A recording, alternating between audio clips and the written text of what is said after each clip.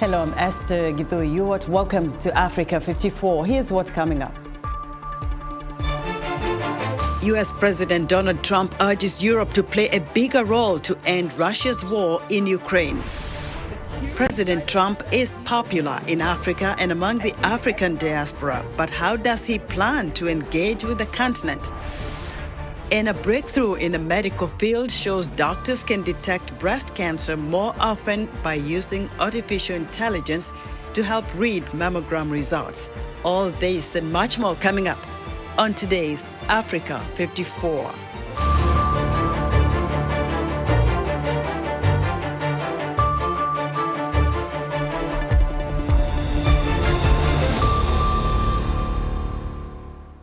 U.S. President Donald Trump, after meeting with French leader Emmanuel Macron on Monday, says he's nearing a deal to end the Russia-Ukraine war. VOA's Anita Powell reports from the White House. A quick bienvenue, then straight down to business for France's president at this high-stakes White House meeting on bringing the war in Ukraine to an end. President Donald Trump pushed his desire for a deal to end the war, which on Monday struck its grim third anniversary.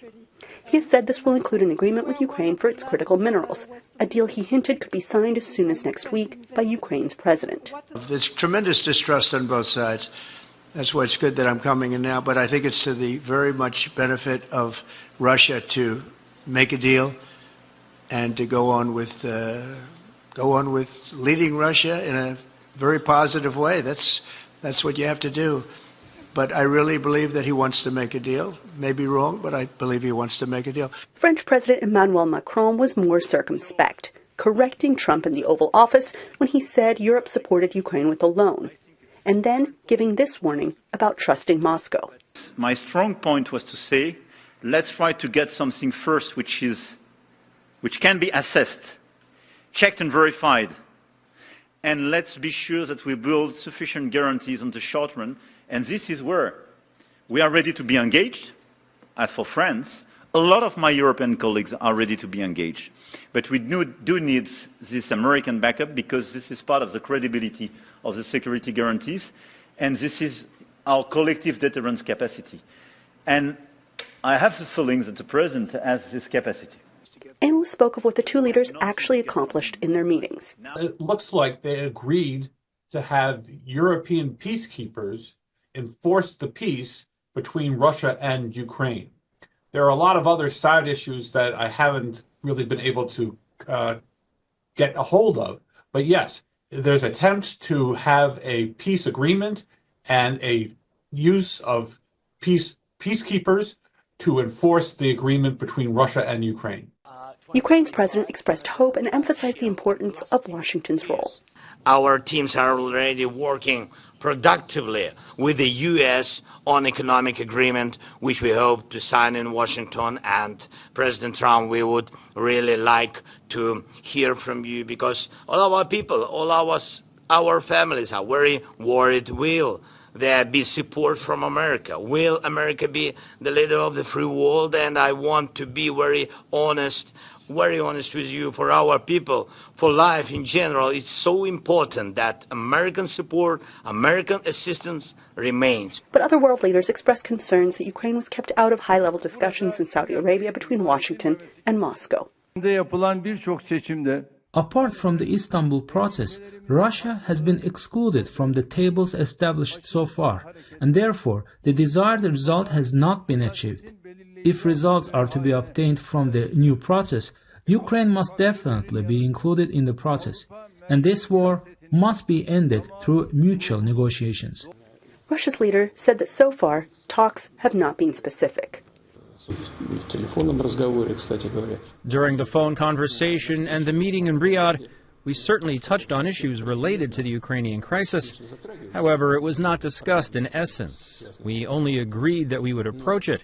That being said, of course, we are not rejecting the participation of European countries. Meanwhile, in Europe, Ukraine somberly marked Monday as the third anniversary of this brutal war. Paris's most famous icon, the Eiffel Tower, burned bright with the colors of the Ukrainian flag. Anita Powell, VOA News, the White House.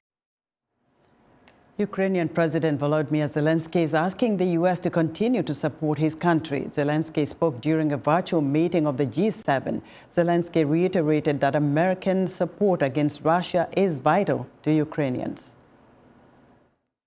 President Trump, we would really like to hear from you because all our people, all our families are very worried. Will there be support from America? Will America be the leader of the free world? And I want to be very honest with you. For our people, for life in general, it's so important that American support, American assistance remains. Zelensky says U.S. President Trump's leadership is crucial for achieving peace through strength, a peace built on security guarantees from the U.S., Europe, and other nations able to provide military, economic, and political support. More than a dozen Western leaders attended events in Ukraine on Monday on the third anniversary of Russia's war in Ukraine, many pledging more military aid in a show of support for Kyiv. U.S. Secretary of Defense Pete Hegseth has provided reasons for the ouster of Joint Chiefs of Staff Chairman General C.Q. Brown. President Trump fired the top U.S. military officer last Friday via a social media post. VOA Pentagon correspondent Carla Bob has details. U.S. Defense Secretary Pete Hegseth has brushed aside concerns that President Donald Trump's firing of the top U.S. military officer, chairman of the Joint Chiefs of Staff General C.Q. Brown, could be seen as injecting politics into the military. This is a reflection of the president wanting the right people around him to execute the national security approach we want to take. And I have a lot of respect for C.Q. Brown. I got to know him over the course of a month. He's an honorable man, not the right man for the moment. Trump vowed on the campaign trail to wipe out what he called woke ideologies from the military and swiftly dismiss many top leaders, a goal shared by Hegseth in a podcast prior to his nomination for Secretary of Defense. Well, first of all, you got to fire the chairman of the Joint Chiefs. In 2022, when Brown was the chief of staff of the Air Force, he and his civilian counterpart under the Biden administration issued a memo calling for Air Force officer recruitment goals based on race and sex, in an effort to achieve a force the memo said would be, quote, more representative of the United States. Luis Caldera served as Secretary of the Army during the Clinton administration. Punishing senior military leaders because they were appointed in the previous administration or carried out the policies of the previous administration, just as they would expect them to carry out the policies of this administration, is just wrong. So help me God. Congratulations. In addition to Brown's firing, Hegseth removed Chief of Naval Operations Admiral Lisa Franchetti, Air Force Vice Chief of Staff General Jem Slythe, and the Judge Advocates General, or JAGs, for the Army, Navy, and Air Force. It's not lost on anyone that they have removed the only African-American and the only woman who served on the Joint Chiefs of Staff. Hegseth has made lethality the top priority of the force, saying the military's strength is not in its diversity, but in its unity. Our strength is our shared purpose, regardless of our background, regardless of how we grew up, regardless of our gender, regardless of our race. Hegseth travels Tuesday to Guantanamo Bay, Cuba, to get a first-hand look at the U.S. military facilities holding undocumented migrants. The Department of Homeland Security is holding 17 immigration detainees in military facilities there. The Trump administration has detained dozens of other migrants at Guantanamo before deporting them. Carla Babb, VOA News, The Pentagon. During his first term as U.S. President, Donald Trump had minimal engagement with Africa. But despite that, he remains hugely popular on the continent and among the African diaspora. Some African conservatives strongly advocate the president's executive orders and suggest that these policies might be good for Africa in his second term. VOA's Paul Ndiho spoke with Chinwe Ismai, President and Chief Executive Officer of Scepter 3 Global Advisors, about why President Trump's policies resonate with the African diaspora. I just think as a people, as Africans, and also as Black people in the U.S., I think it's good that we have different opinions, because for people to just assume, oh, everyone thinks the same, I don't think that's healthy for us. You are a fan of President Trump. What makes President Trump tick? There's been a huge shift in the political landscape in the U.S. in the last 6 months to 1 year. And there have been a number of reasons for that. So if you look across the landscape, you've had a number of very prominent Democrats shift to supporting President Trump. I think there were a number of things that happened that contributed to that.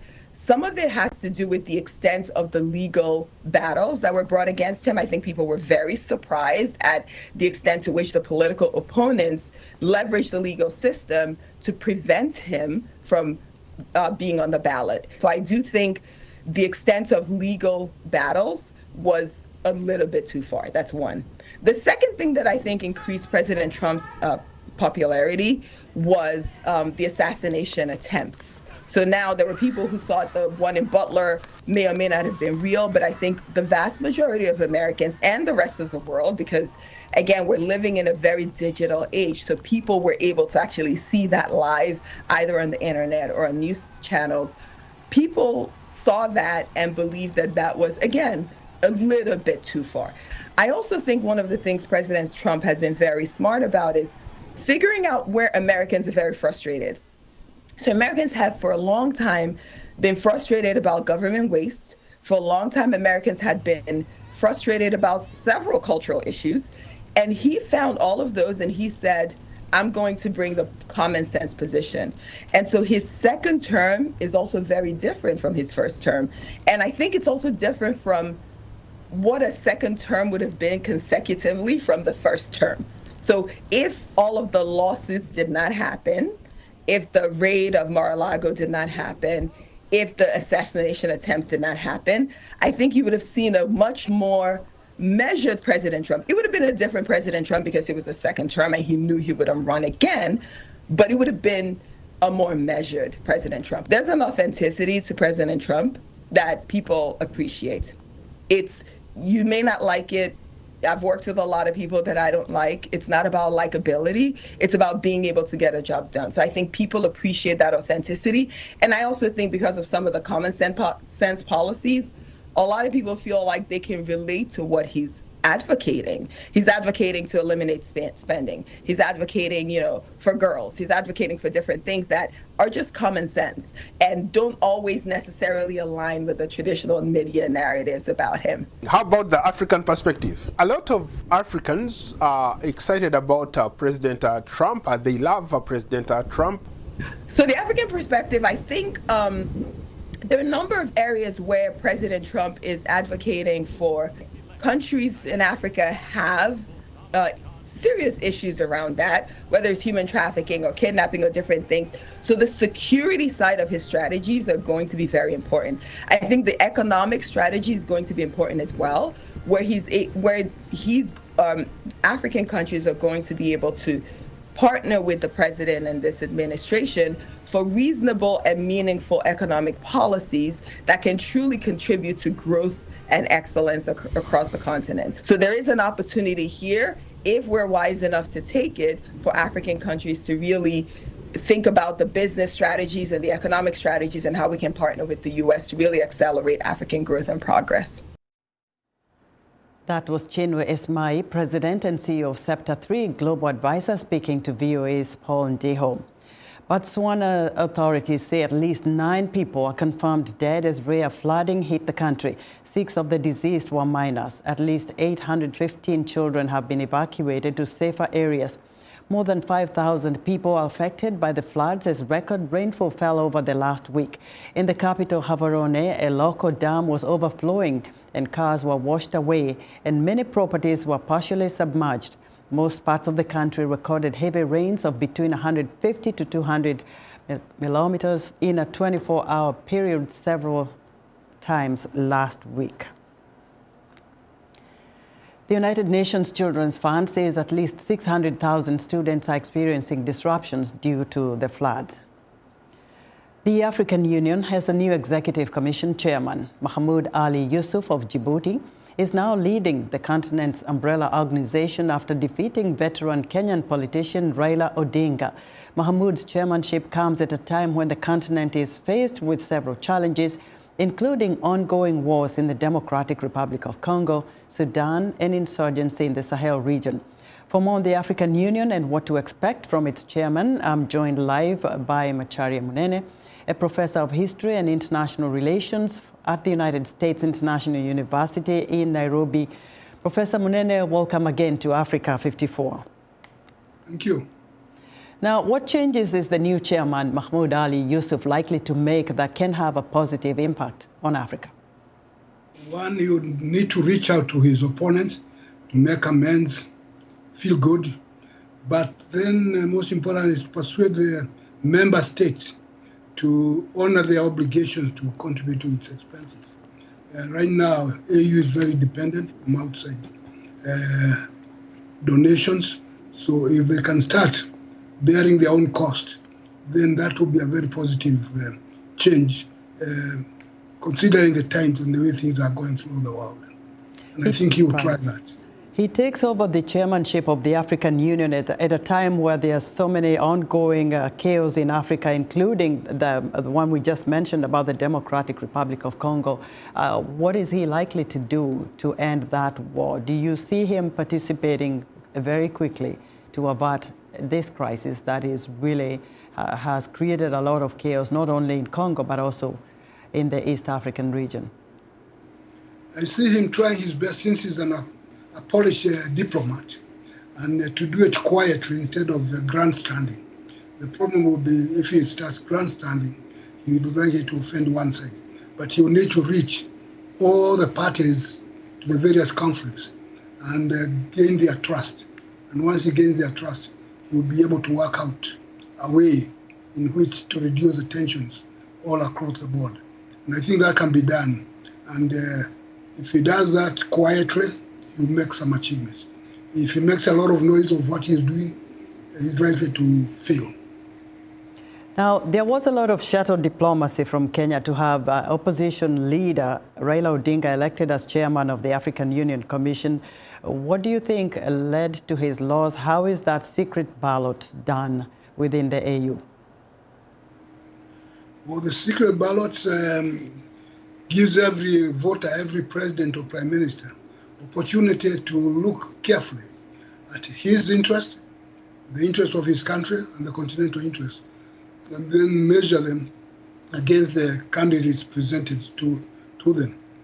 If the president or the voter in this case thinks that a particular candidate may be harmful to his interest, he's going to vote against it, and or something like that.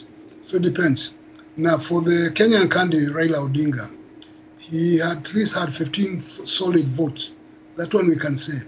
The others were not quite solid. And what might have contributed to the negative, first of all, there are three factors. There is the president himself, President Ruto, how the others see him and take him. And if it turns out that not all of them are very enamored by his behavior, right, especially the comments he made a week or so before the... And very quickly, Professor, let's go to, you are a historian. How would you describe the successes and failures of the African Union to its people? The successes that can be counted, one would say that they have held together as a union and make them feel good, at least the leaders to feel good. That one can be said. But the failures, which sometimes appear to be more, is inability to stop the warring factions from warring.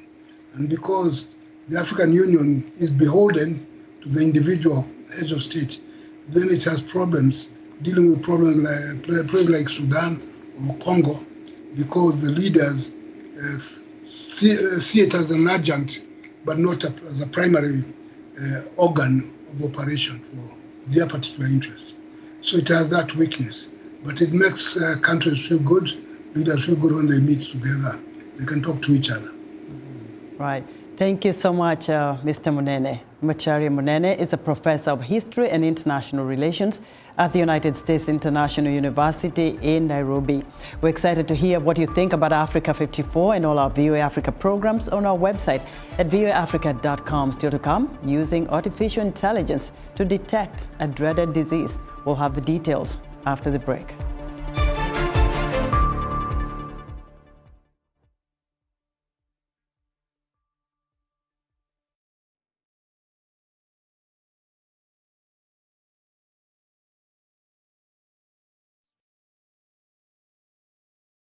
for an in-depth look at the challenges of healthcare systems on the continent.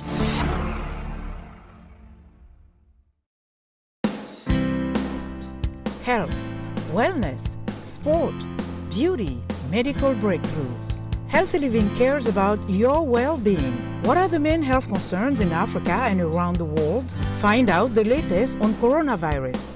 Connect with our experts and ask them questions. How long does the virus stay? Join me, Linor Moudou, in Washington, every week on Healthy Living, right here on VOA.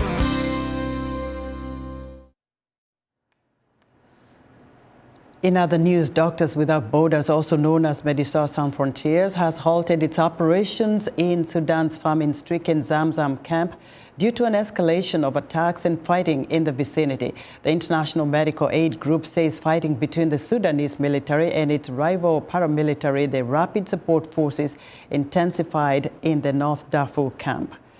Haitian police officers are demanding better protection and treatment 1 day after gunmen killed a Kenyan police officer who was part of a United Nations-backed mission tasked with fighting gangs in the troubled Caribbean country.